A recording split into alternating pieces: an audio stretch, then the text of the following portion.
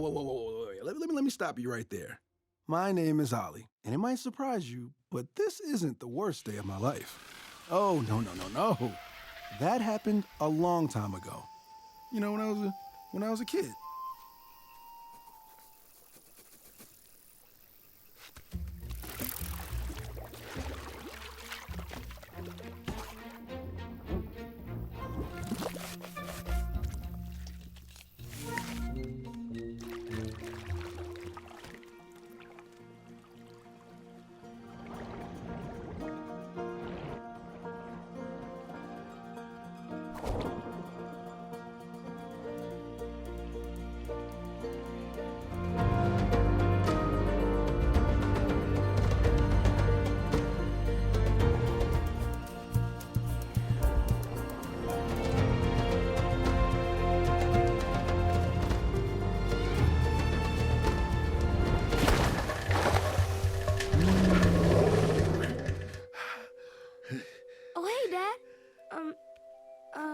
Thirsty? What if I told you that the only thing standing between the world and total chaos is the curiosity of one tiny creature? Well, in this movie, that curiosity doesn't just trigger a chain of disasters, it also wakes up a threat that had been asleep for centuries. Get ready, because this story proves that when it comes to bringing together creatures that hate each other to save an entire valley, the road is packed with body swaps, betrayals, cursed wolves, and reveals that change everything. A movie that starts with a small animal hiding in a burrow and ends with the survival of an entire valley hanging on a single choice. A movie that mixes adventure with emotion, with scenes that take your breath away and others that make you cry. Let's go from start to finish, scene by scene, without skipping anything. He needs to know. Grandma? The great destroyer who ignited hellfire. It all started a long time ago, in fear of the ferocious wolf who stalked the valley. But then, everything changed.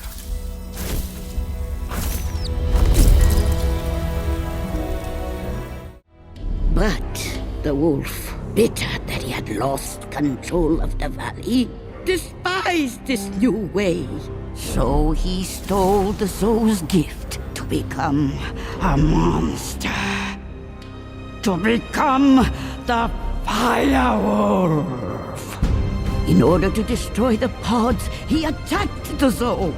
He plunged the creatures of the valley back to a life of fear. And the Fire Wolf still rules the valley to this very day.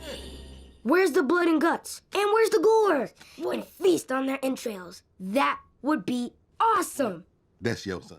The movie opens with Ollie narrating, saying that this day is not the worst day of his life. He explains that the worst day came way before, when he was just a little kid. He says that for as long as he can remember, curiosity always got the best of him. The story then jumps back to that old day, deep inside an underground burrow where the pukus live. The pukus are small, furry creatures with huge noses who live hidden under the dirt on an island. They grow piplets, their food crop, in well-organized tunnels. They live in fear of everything that exists above ground, and they follow strict rules passed down from parent to child for generations. Ollie, younger than he is today, comes back excited to the burrow carrying a new harvest hat. He bounces up to his dad and mom and right away starts telling them everything he saw on the surface. Leaves with eyes, a giant fish with rainbow scales that smiled at him. His excitement is huge. His dad immediately loses patience, says he's made it crystal clear 1,000 times that Ollie cannot leave the island.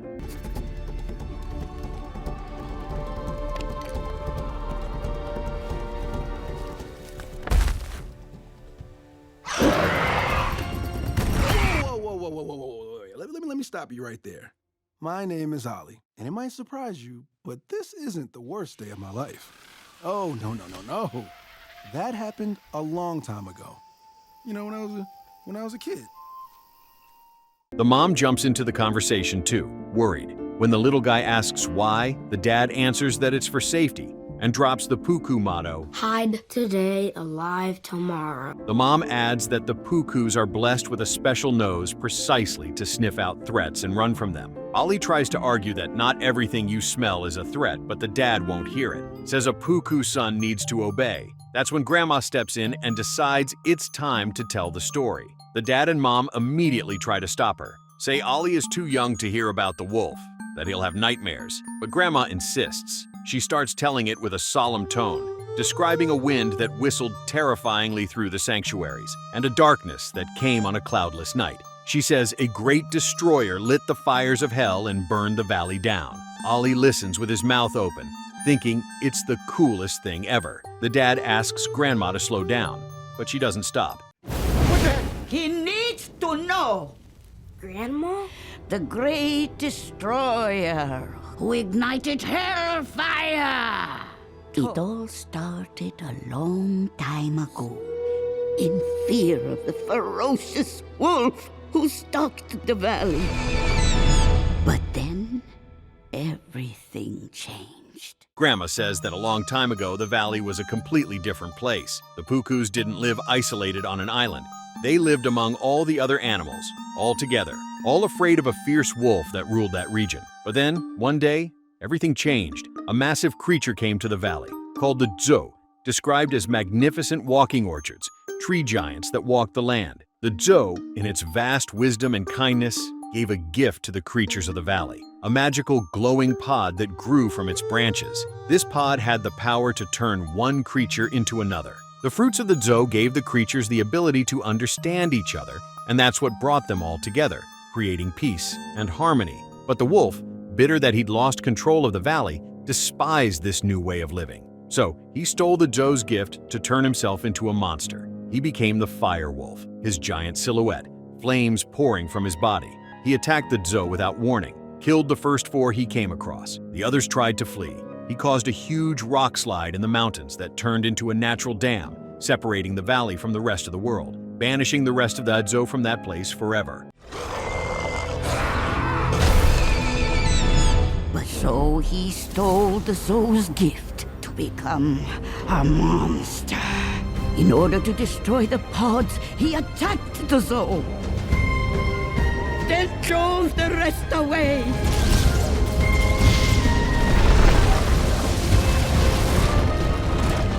Without the Zhou, he plunged the creatures of the valley back and... Pretty good stuff, huh?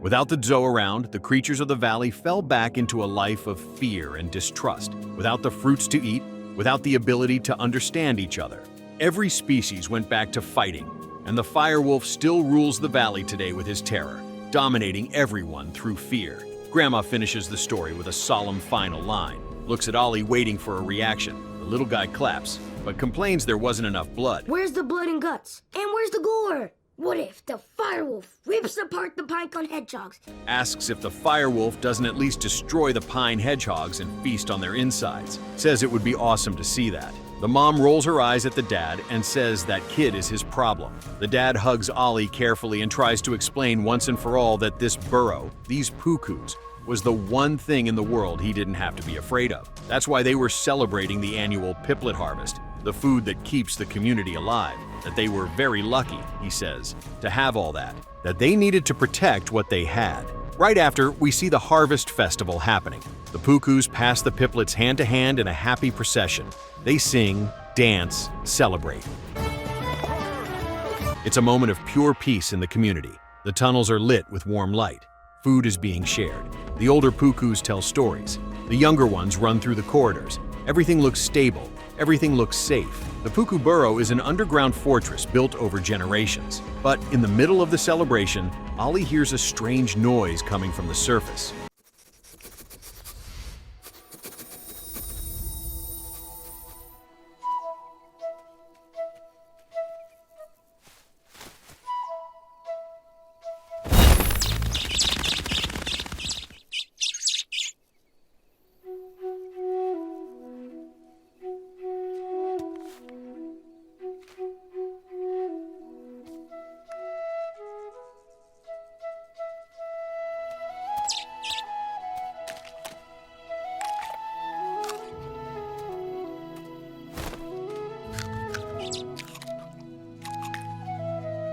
Curiosity hits him.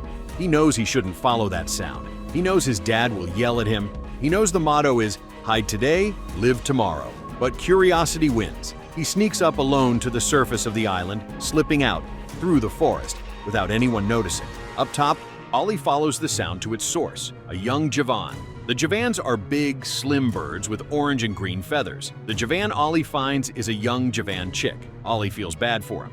Instead of running away, he does exactly the opposite of what every puku learns to do from a young age. He gets close to the creature, offers a piplet, shows the bird how to crack the shell and eat the seed inside. The Javan watches, learns, copies. Ollie teaches the process step by step, with the same patience a parent would teach a child. The Javan finally eats for the first time, and eats it hungrily. Ollie smiles, proud. Later, Ollie's dad arrives on the surface looking for his son. He finds Ollie there, beside the Javan, and is shocked. Ollie tries to explain that the bird is smart, that it learned the trick, that it learned to eat. The dad doesn't answer. He just stares. Then the Javan's parents arrive on the scene. The young Javan shows the parents what he learned, showing them how to crack the piplets and eat the seeds. The adult Javans start eating the entire piplet crop.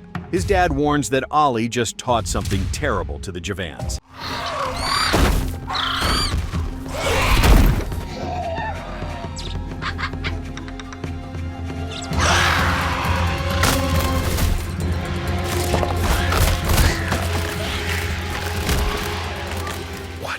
Done.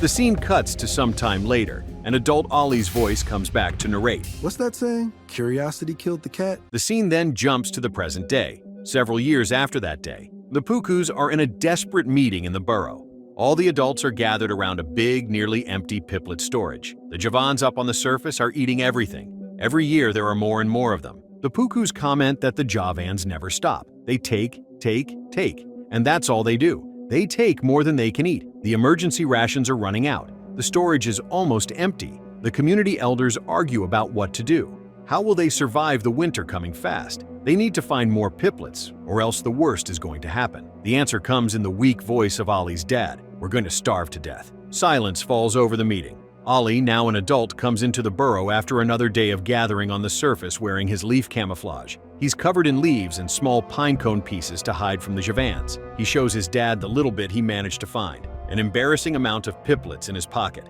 That afternoon, Ollie goes out again to the surface, alone, on a mission to gather more piplets no matter what. He watches the Javans on the trees and tries to slip by unnoticed, using the light to reflect into the Javan's eyes. But one Javan still stays behind and doesn't fly off, notices his presence and starts chasing Ollie through the forest. Ollie runs as fast as he can, tries to trick the bird by calling it a stupid bag of feathers, throws insults to buy time, but the bird is faster. In the middle of the chase, Ollie trips and falls into a deep hole in the ground. When he wakes up down there, he realizes he fell into a kind of hidden natural cave. The place is silent, with damp walls and a thin thread of light coming from above. And there, glowing right in front of him, is a magical pod. A glowing pod, floating in the air, exactly like the one described in Grandma's story. The Zopod. Ollie can't believe what he's seeing. The story was real. He tries to deny it, says it's not possible, that he doesn't need any magic glowing things, blames the stupid Javan that knocked him into the hole, punching the wall in rage. In the middle of all that emotional confusion, he touches the pod without noticing, and in seconds, his life changes forever. The solution! Yes! Let's go. Big dumb sack of feathers. Come and get me, huh?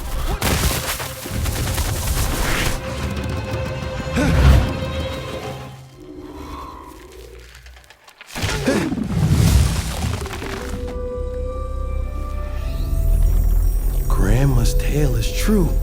Nope, don't need magic glowing pot thingies. Nope, this Jasmine!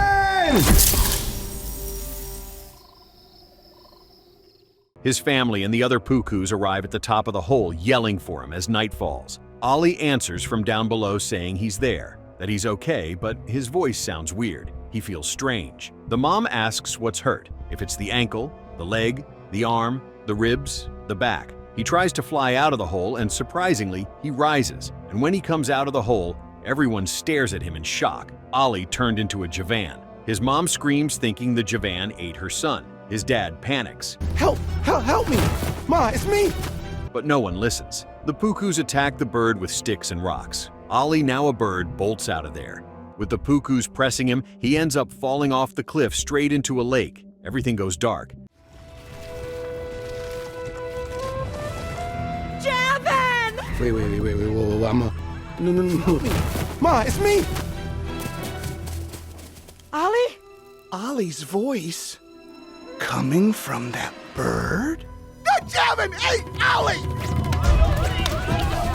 The Javin ate Ollie!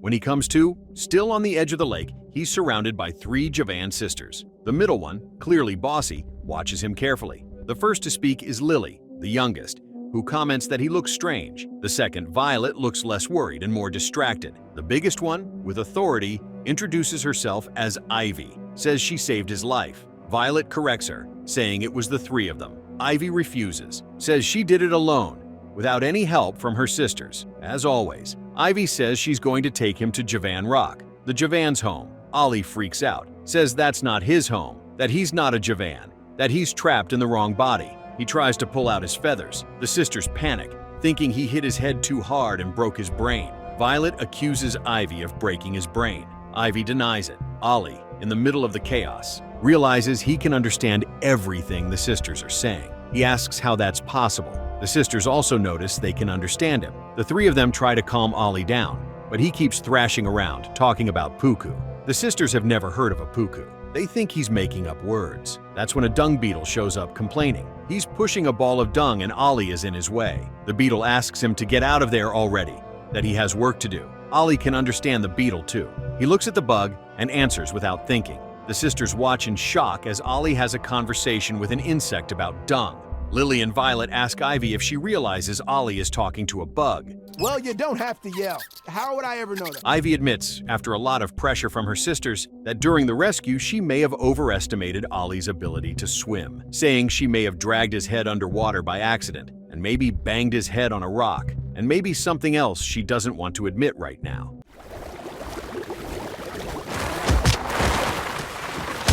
You did what? Okay, enough. You're that hero Javin that knocked me into the pit. Yes, I am. That angry little rat is me. And I'm not a rat, I'm a puku. You still don't think you broke his brain? I did not break his brain. She broke your brain. Ollie processes that information calmly and then connects the dots. That idiot Javan that knocked him into the hole before the transformation was Ivy. He accuses her, and Ivy defends herself. She's actually framing this as a heroic act. Yes, she had tried to hunt the puku, but in the end she rescued Ollie, who was being scared by the angry rat in the forest. That angry rat, obviously, was him, and he says that wasn't a rat, it was a puku. Ollie tries to process the absolute irony of the situation. He was hunted by the same creature that just saved him, and he's trapped in her body. Ollie says he's a puku. Violet makes a joke that it's a pretty ridiculous name, that it has poo in it. Ollie repeats that he needs to leave, and that he's not from there. Ivy insists on taking him to Javan Rock, saying he just needs a little medical attention. In the middle of the argument, something starts howling in the distance. A terrible smell. Ivy goes into command mode, says that if something can't get a scent, it can't be eaten. Tells Lily to hold Ollie. Tells Violet to cover him in dung. Violet refuses flat out. Ivy insists. Lily celebrates that she'll be in charge while Ivy is away. Violet complains that she's older. Ivy tells Violet to just obey her, and that's that. They cover Ollie in dung with small balls of dirt. Pick up dung, stick it on the feather, grab more dirt, stick more on. Ivy tells Ollie to stay hidden until she comes back. Then a wolf finally shows up. Ollie thinks it's the fire wolf, and the tension thickens as the wolf sniffs for his prey. But Ollie is well hidden, and his scent is camouflaged with the dung, so he gets away unharmed. Right after, Ollie sees his own reflection in the water for the first time. He's terrified. Get off me! Down, Violet. Smear him with dung. What? I am not touching that stuff. Well, Aw, so cute. He's like a little dung baby. Such a tyrant. Good luck, dung baby. come on. Trust you. Firewolf? Dad was right? And it's at that moment that a really strange fish shows up in the lake. A big, lively fish with a huge smile and an outgoing personality. The Boogle. He apparently shows up out of nowhere in the water near the cliff where Ollie is hiding. He talks to Ollie like they're old friends. The fish introduces himself, tells Ollie he's sure they've met before, asks if a moment ago counts as a long time, and answers his own question saying yes, it counts because he's the only Boogle in the lake, so every interaction matters to him. Ollie starts telling his story, says he's in the wrong body, that he fell into a hole and touched a glowing zoopod, those walking orchards from Grandma's story. To his surprise, the Boogle answers that he's seen a pod like that. He points in a direction and says there's a round, dead tree in the middle of the forest with another glowing pod inside. But Ivy catches up to Ollie before he gets there. They argue. She demands to know what he's doing. He explains about the glowing pod, about the smiling fish that told him about the round dead tree. Ivy answers that those words together don't make any sense, that he's delirious, even more now. She tries to convince him to drop that story and go to Javan Rock for treatment, but Ollie is stubborn. He ends up convincing Ivy to come with him. The two of them find the round dead tree together in the center of the forest. It's a huge tree, hollow inside, with openings in the bark that look like windows. Inside, exactly as the Boogle described, a pod glows. Ollie steps in carefully. He's getting ready to touch the pod and become a puku again. But before he can really explain to Ivy what's about to happen, Ivy touches the pod first, with the curiosity of someone who has never seen anything like it. Ollie yells for her to stop, but it's too late. And in seconds, Ivy turns into a puku. Now Ivy is also in the wrong body. The two of them panic at the same time.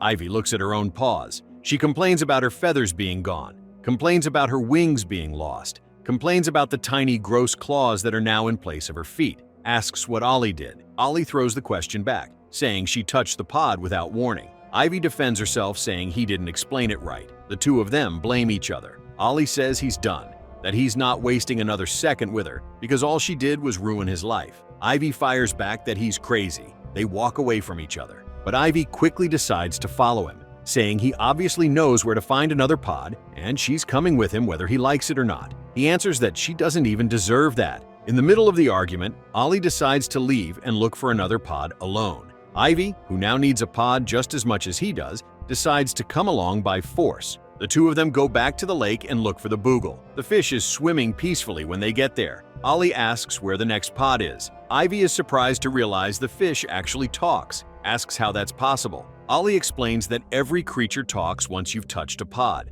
Ivy is fascinated by the idea. The Boogle tells his story in more detail, says he's lived alone his whole life. Well, since the Great Rock Slide flooded the valley. During those years, he had plenty of time to swim and observe things. He saw trees, shells, rocks, scary rocks, not so scary rocks. He lists his observations in an exaggerated way, as if every rock he's ever seen was a discovery. Ollie asks the fish to focus on the pod question. The Boogle explains that, from what he's seen in his many years in the lake, the glowing pods only show up on the old Dizos, the walking orchards from Grandma's story. Ivy is surprised, asks if he's talking about the legendary walking orchards. The Boogle confirms, but he explains that the Dizos died. The Javans used to live on their branches, but after the Dizos were banished, they lost their homes and their food source. Ollie asks where the closest dead Dizo is. The Boogle answers that it's near the Great Waterfall, on the other side of the valley, way beyond those tall cliffs. Ivy comments that it's going to be a long journey.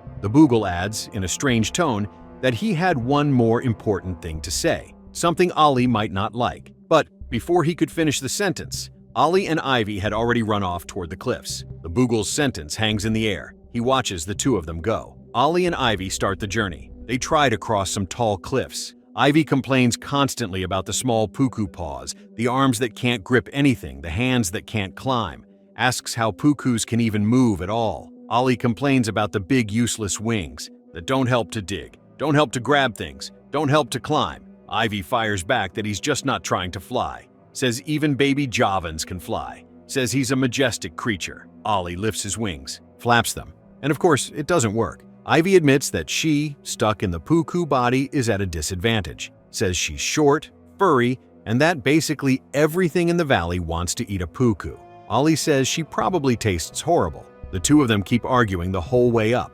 Right after, on the path, a little wolf cub appears crying, looking for his dad. The kid looks lost, alone. helpless. The two of them hear him calling for his dad. Ivy recognizes the sound from far away, immediately goes on alert, and pulls Ollie behind a rock. Ollie thinks that creature looks like a fire wolf, but Ivy explains it's just a tree wolf cub, common wolves. No fire, no mystical danger, just normal wolves. Ollie wants to help the lost kid. He feels bad. Ivy pulls Ollie back, saying it's a trap, that the cub is going to call the other wolves to ambush them. She says it with a strange certainty, like she's been through this before, like she'd been tricked by one of those cubs in the past. Ollie thinks she's overreacting, says it's just a kid. But in seconds, exactly like Ivy said, the other wolves show up behind them.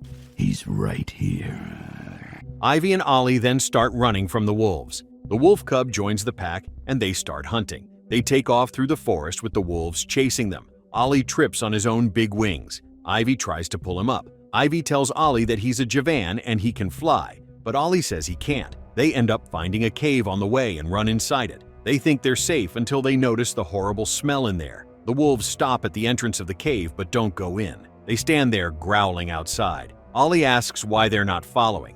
We're in a root snake den. Snakes camouflaged as roots on the ground. That horrible smell is their smell, and the wolves won't go anywhere near it. To cross the cave, you have to step only on the real roots, never on the fake ones. Ivy explains that the snakes are deaf, but they sense vibrations. Ollie has to cross the den without alerting any snake, but roots and snakes look absolutely identical. Ollie explains to Ivy that the pukus have an incredible sense of smell. The puku nose can see scents. He just needs to close his eyes and follow his instinct, that no smell matters except the stench right in front of him. Ivy tries, closes her eyes, focuses. To her surprise, it works. She sees by smell which thing is root and which thing is snake. The roots have a neutral, earthy smell. The snakes have that horrible, alive, threatening stench. She is amazed, says it's like having eyes in your nose. Ollie asks her to focus on the mission and stop celebrating the discovery. Ivy starts guiding the two of them through the den. She speaks quietly to Ollie about where to step. Root, she says for one side. Snake, she points to another. Ollie asks if she's saying root or snake, because the words blend together. The two of them tune the system. Ivy puts clear emphasis on which word she's saying. When it's snake, she puts all the emphasis on snake. When it's root, she puts it on root. Ollie tests the system, taking careful steps. It works. They go on across the den step by step. Snake to the left, root to the right. They keep going like that through most of the trip. Almost across, Ivy feels too confident and steps on a snake. The snakes wake up immediately. They feel the vibrations. They start rising from the ground as if the cave's own roots were coming to life. They start chasing them through the den. Ollie and Ivy run. They run. The root snakes are fast, rise from the ground, show their fangs. With no other way out, Ivy yells at Ollie to fly. He insists he can't fly. Ivy explains the basic Javan method of learning to fly, which is pretty direct. She quickly passes on the instructions. Lift, drag, push. Feel the air flowing through the feathers. Close your eyes. Close my eyes. In a snake den. Listen. Oh, wow! You can see smells! Okay, I've got this. Keep sniffing. Okay, root, go. Oh! Snake, definitely a snake. Root, step left. No, snake! There we go. Root. Snake, that way. Almost there. We're doing it. Well, mostly I'm doing it. Savory, starving. That's not good. Savory, stuck. You have to fly. I told you, I don't fly. Feel the rising air flowing through your feathers. What feathers? These? Flap or splat? Splat. No, flap. It's how every Javan learned to fly. Trust me on this. Ollie asks confused which feathers, please. Ivy explains the primaries, not the primaries, the axials. The two of them keep running while debating feather names. Ollie starts flapping his wings in panic, and at the last moment, he does it. He takes off for the first time. The feathers fall into place. The arms gain lift. His body rises. Ivy hops on top of him, and the two of them escape the cave flying. Ollie, you're flying. In the sky, Ollie celebrates the feeling. He's really flying for the first time in his life. He feels the air on his face. He feels the wind between his feathers. Ivy laughs at his excitement and compliments him, saying he's a natural. Ollie tries a low pass. Ivy warns him to be careful, but he insists, and they almost crash into a rock. Ollie picks up the trick quickly. The two of them take in the view, flying in silence over the valley as the sun starts to set. Ivy tells him to come down carefully. Ollie listens, and the two of them land gently. He thanks her for pushing him into flying, for being aggressive enough to force him to figure it out. Ivy answers that she's never been thanked for being aggressive before. The two of them are quiet for a moment. Something changes between them right there. For the first time in the journey, it feels like they're on the same side. Late that afternoon, Ollie is starving. He tries to hide it, but his stomach makes a noise. Ivy recognizes the sound, offers a typical Javan food, a bitter weed root. Ollie bites it, makes a disgusted face, complains about the horrible taste, asks how anyone would choose to eat that. Ivy explains that root saved the lives of the Javans, says the Javans owe their lives to that thing. Ivy then starts telling the story of her species. When the Zo was banished from the valley, the Javans lost their main food source and their homes,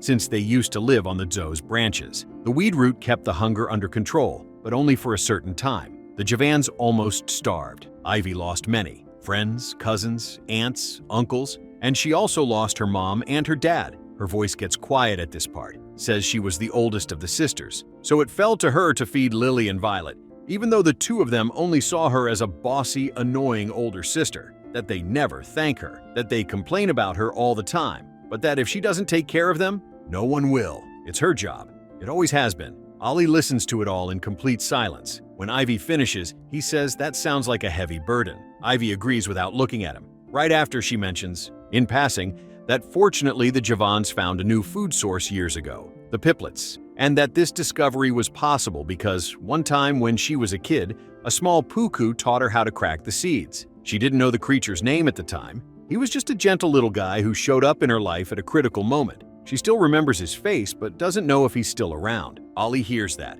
and goes completely silent. She doesn't notice his reaction, says she's tired, says goodnight, jokes that Javans sleep upside down, then clarifies she's kidding. She falls asleep. Ollie stays there staring at the sky, thinking about everything he just heard. He had just figured out that this same Javan he was helping to save was the first one to eat the food that changed Puku life for the worse. But she was also someone he had helped survive many years ago. In the morning, Ivy wakes Ollie up super excited. The great waterfall is right there, in view. The falls crash down with force, forming a cloud of mist around them, and near it, on the ground, is the dead Zo they were looking for. The dry branches of the fallen giant mark the horizon. The two of them approach excited, but before they get close, they find out there's a wolf den on the way. The two wolf cubs are complaining to the dad about being hungry, repeating that they're hungry. The dad is on edge because they keep repeating the same thing over and over non-stop. Ivy panics when she sees so many wolves together, says there's no way through. The Boogle shows up at that moment inside the river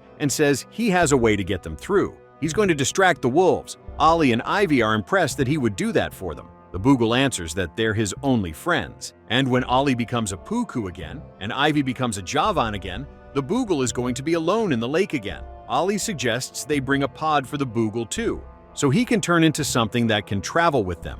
A Puku, a Javan, anything. Ivy approves the idea. The Boogle jumps in front of the wolves and starts taunting, makes faces, says silly stuff, gets the wolves' attention by jumping onto a rock pretending he's stuck and can't breathe. The wolf dad comments to the cub that this fish is big, and the cub says he's going to keep the fish's head. The wolves chase the fish along the banks.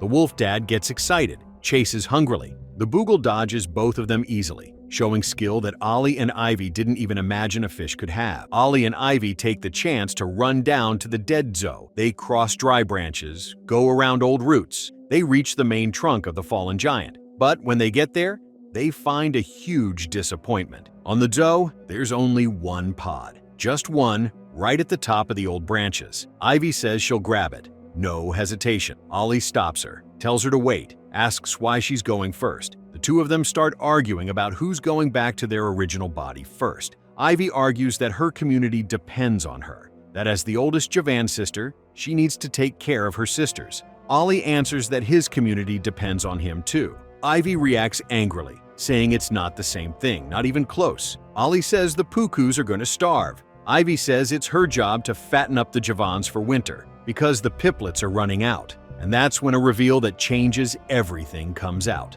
Ollie asks who she thinks those piplets belong to. Says the Javans are eating the Puku's food. Ivy answers that she's never taken anything from Ollie, that she barely knows him. Ollie then spits out the truth. He says Ivy doesn't remember who he is, that the little Puku who taught her to crack the piplets years ago, when she and her sisters were starving, was him. Ivy listens to all of it in shock, looks at Ollie with wide eyes. She can't believe that little Puku from her childhood was the same guy in front of her. She tries to process the information. Everything clicks into place at once. The nose, the size, the way he talks. That was me. Ollie keeps going, says that before she learned from him, the Javans didn't eat piplets. The Pukus did. The Pukus ate them all. But after Ollie taught Ivy that day, the Javans started eating everything.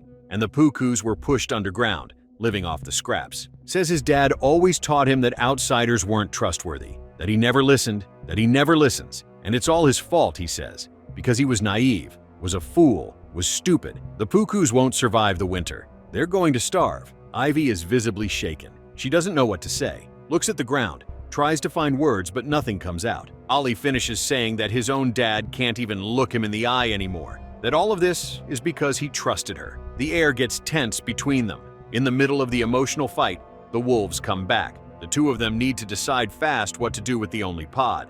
As they scream desperately for the Boogle's help, they both end up falling into the pod together and turn into Boogles, falling into the water. The Boogle shows up and saves Ollie and Ivy, asking how they became Boogles. Ivy explains they said the word Boogle when they fell into the pod, and she connects it to the moment she turned into a Puku. Connecting the dots, she figures out how the pod works. You turn into the animal you say. Ollie and Ivy are stuck in Boogle bodies, just like their friend. Now the three of them are fish swimming in the river.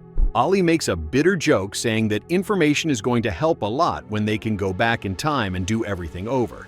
Ollie is furious with Ivy. Says thanks to her, he's even further from getting home and saving the village. Says she's a Javan, he's a Puku, and they were always meant to be apart. Time to say goodbye. The two of them swim away from each other to opposite sides of the lake. The Boogle watches it all from a distance, tries to step in, swims over to where Ollie is, asks the two of them to calm down, tells them a secret he's been carrying for a long time, says that looking at him, anyone would think the Boogle has it all: brains, looks, charm. He repeats brains just to drive the point home. But the truth is, the Boogle doesn't have it all, that he spent his whole life wandering through that lake knowing something was missing, that one day he figured out what was missing. He was alone. He says he's always fought against loneliness. Boo doesn't have it all. That looking at your own shadow in the water is different from looking at a friend. That talking to yourself is different from having a conversation. And he finishes by saying that when someone is alone for too long, their mind goes to very dark places. It makes you really appreciate why we need each other. Ivy, moved by the Boogle's speech, gets close to Ollie, apologizes properly, says she needs to tell him something, says that when they were kids he was the first Puku she ever met, that her sisters hadn't eaten in days, that she was scared. She was ready to die that day, but something about him made her trust him. He was kind. He taught her to eat the piplets, and then he left, and she never knew where he went. She never forgot him, and she finishes saying she never knew how much she had hurt him. She asks for forgiveness. Her eyes fill with tears. The three of them keep going to the Scary Rocks Falls. The Boogle points to the top of the falls, and up there, glowing from above, are lots of glowing pods. Ollie and Ivy celebrate. Ollie says he's going ahead. The Boogle reveals a plan. He's tried to climb those falls before and never managed alone. The current is too strong for a single Boogle, but maybe not for the triple Boogle. He explains the triple Boogle technique. The three of them lock their fins together and swim as one, forming a megafish. He pitches the name megafish to the other two, who go along with it half confused. The three of them lock fins and start climbing the waterfall swimming as one giant fish. The triple strength is enough. They get past one obstacle, two more to go. In the middle of climbing the waterfall, they find the Scary Rocks, which are actually giants with angry faces and sharp teeth. These rocks sit in the currents waiting for prey. They dodge, weave, barely escape the sharp jaws. They almost get swallowed several times. One more obstacle cleared. They reform the megafish, cross the last steeper section, and finally reach the top. When they reach the last obstacle, they find the wolves, who are starving. The wolf cub ends up slipping off the cliff and getting stuck on a branch. The Scary Rocks are just waiting for the cub to fall to devour him. The wolves try to save the cub, but the current stops them. So Ollie has an idea and tells them to join forces to save the wolf cub. They manage to save the little cub, even though they almost get devoured by the scary rocks. As gratitude, the wolves leave them in peace. When they reach the top, there's a zoo full of glowing pods. Many, many pods, glowing like small moons hanging from the branches. Ollie and Ivy celebrate. They made it. They look at each other amazed at what they did together. The three boogles who were joined as the megafish split up there at the top, resting after the long climb. Right after, the three of them agree they're going to touch the pods together. Yeah! Ollie and Ivy return to their original bodies in a flash of light, but the boogle turns into something much bigger, something huge, something covered in flames, bright yellow eyes, sharp teeth, giant claws, a wolf that takes up 3 times the space of the boogle from before, and that's the biggest twist of the movie. Yeah! Yeah! Thank you! I'm back, baby! Maybe I could just become the... Fire wolf. There was never Boogle. There was only ever me. The boogle was never the boogle. There was never Boogle. The fish that talked to Ollie at the lake, that guided them through this whole journey, that distracted the wolves, that seemed like the innocent heart of the story, was the fire wolf. The wolf from Grandma's story. Centuries ago, the doe trapped the fire wolf inside a fish body using a pod, exactly to stop him from destroying the valley. The boogle was stuck in the lake all those centuries, waiting for some naive fool to show up and help him break the curse. Ollie was that perfect fool. The fire wolf, now restored, laughs at Ollie, says there was never a boogle. There was only ever him. Whispers that always, always, always there was only him. He has fun watching Ollie's face process the information, tells his own story in more detail. He was the runt of the litter. He was kicked out by his own pack, left to die as a cub. He was rejected by all the other creatures of the valley too. So he promised himself that one day he would burn the valley and make everyone bow before him. That's exactly what he did for centuries. He ruled the valley with terror, until the Dzos trapped him in fish form in a trap he never forgot. He waited all this time for someone as naive as Ollie. He also explains that those common wolves on the path weren't fire wolves. They were just regular tree wolves, that he had specifically provoked Ivy to react badly to them to reinforce the paranoia. Everything was calculated.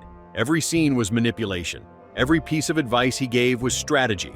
Every tear he cried at the bottom of the lake was an act. The firewolf then asks Ollie why he's crying, says he wanted to get rid of Ivy anyway, asks if he thinks she's his friend, laughs at the idea, says there are no friends in the valley, and he immediately attacks Ivy.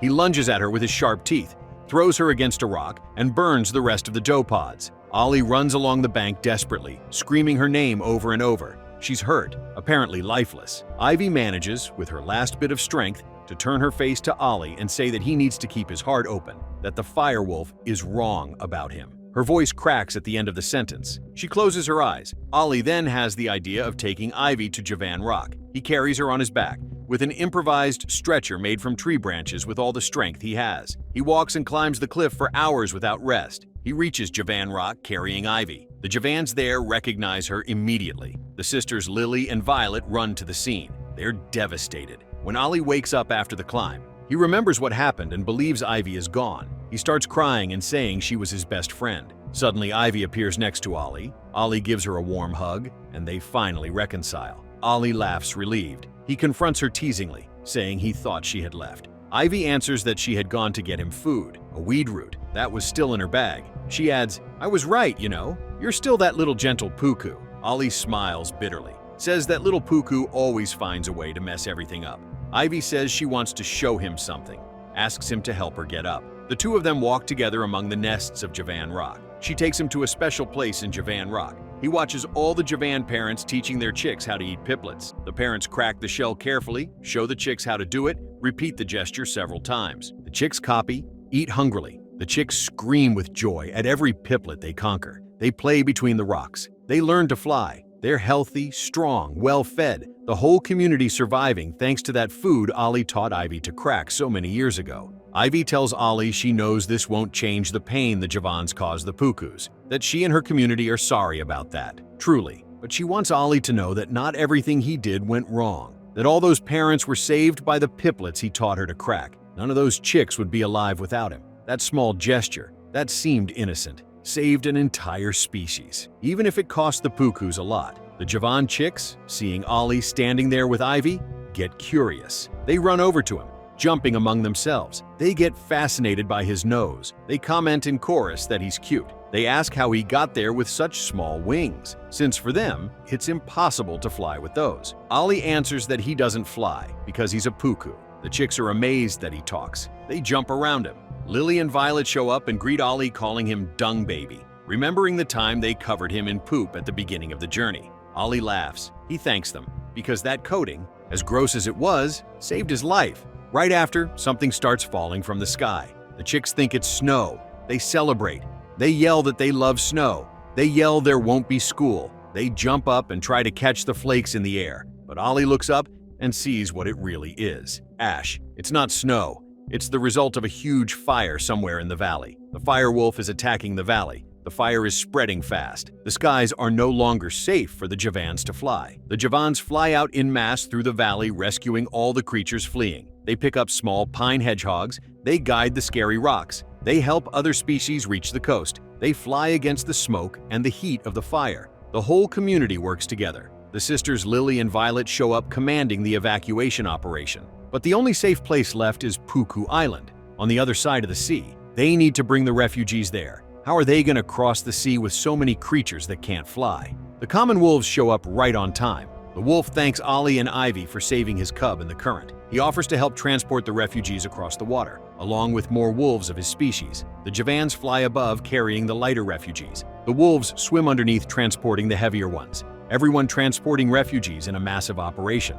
The whole valley mobilizes. The Javans, the wolves, and the other creatures manage to bring all the refugees to Puku Island after hours of evacuation. They land exhausted on the island's beach. But the Pukus on top of the island aren't ready for a crowd of strangers invading the place. Ollie's dad shows up with his Puku squad, furious, saying it's an attack. He tells everyone to back away from the strange creatures. The wolf cub is almost drowning near the edge of Puku Island. Ollie jumps into the water to try to save him, but the cub is too heavy for him. So Ivy and her sisters help Ollie save the cub again. Ollie's dad believes it's an attack and tells the creatures to back off from his son. But Ollie warns him that this is not an attack and that those creatures have nowhere to go.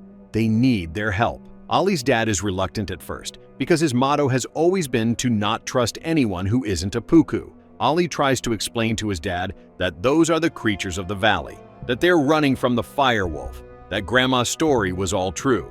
The Zo, the fire wolf, the pods, all real. Ollie says he used the pods during this journey, that he turned into each one of those creatures asking for shelter, and that he learned one very important thing. We are stronger together, he says. Ollie asks his dad to trust him, even if he's scared. Says he knows his dad is scared, that he trusts him, that his son is asking him for just this one thing. The dad hesitates, looks around, looks at the refugees who need help, sees chicks of other species shaking in fear, sees the Javans arriving exhausted with baby hedgehogs in their claws, looks at his son, and for the first time in the movie, he decides to trust. Without a word, he tells the Pukus to lower their weapons and help. The Pukus accept the refugees on the island. They make space. The wolves show up at the edges of the island, bringing more survivors. Everyone together for the first time in centuries. Species that hated each other are now helping each other. Ollie sees all of this and feels his heart squeeze. But the firewolf shows up right after. He's furious, in flames,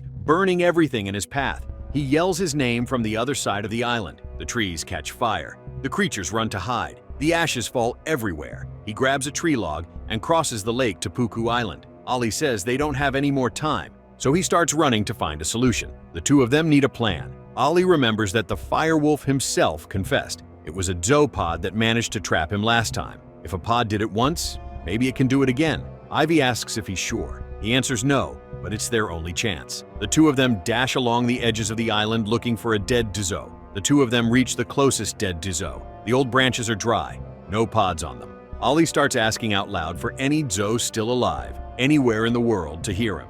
Asks for just one more pod. Asks for the valley. Says they need help. Please. Ivy warns Ollie that they're running out of time and that the firewolf is getting close, not knowing what to expect. And the impossible happens. The ground starts shaking. The exiled Zos, all the ones that were banished at the start of the story. They heard the call. They create one more pod so Ollie can turn into whatever creature he wants. Ollie turns into a Zo, and the battle mood starts to spread through the air. Ollie is now a Zo giant the size of a mountain. Every step makes the earth shake. Ollie's parents see that from above and they freeze. The dad murmurs, "It can't be, that's a Zo, that the story was all true." The mom adds that Giant is their son.